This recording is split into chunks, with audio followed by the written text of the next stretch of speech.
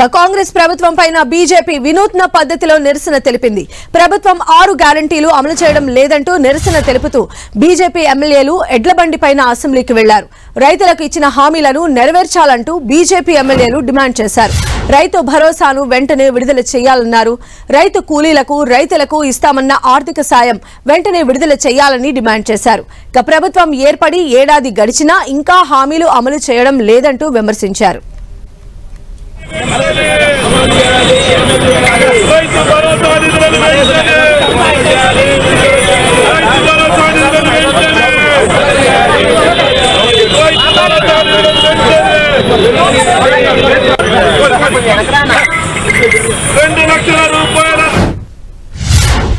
ఈ తెలంగాణ రైతాంగానికి నైతిక మద్దతుగా రైతులను మోసం చేసి గద్దెనెక్కిన ఈ రేవంత్ సర్కారు నైతిక బాధ్యత వహించి రైతు భరోసా ఎగ్గొట్టారు, రైతులకు రుణమాఫీ ఎగ్గొట్టారు. సాంకేతిక కారణాలు పెట్టి తెలంగాణ రైతాంగానికి మొత్తం నైతిక మద్దతుగా ఉద్యమం చేపట్టాము. ఈరోజు తెలంగాణ అసెంబ్లీలో నిలదీస్తాము. కమిషన్లకు లేని సాంకేతిక సమస్యలు రైతుల గురించి ఎందుకు వస్తుంది? 10% తీసుకునే లంచాలకు లేని సమస్య రైతుల గురించి ఎందుకు వస్తుందనే ప్రధాన సమస్య.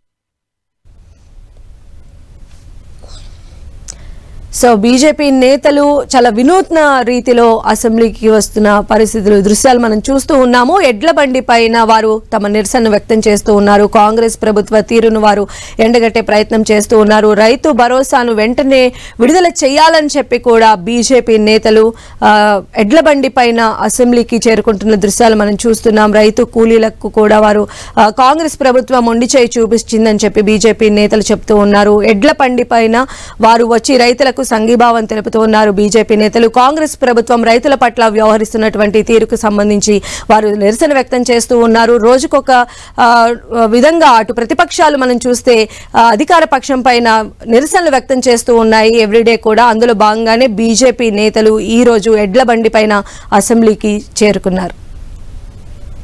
రైతుల రుణమాఫీని వెంటనే 2 లక్షల రూపాయల రైతు రుణమాఫీని వెంటనే. సో మనం చూస్తున్నాం అసెంబ్లీ సెషన్స్ లో ప్రతిపక్షాలు వినూత్న రీతిలో తమ నిరసన వ్యక్తం చేస్తూ ఉన్నాయి. ప్రతిరోజు కూడా అటు బీజేపీ కావచ్చు బీఆర్ఎస్ రెండు కూడా నిరసనలు వ్యక్తం చేస్తూ ఉన్నాయి.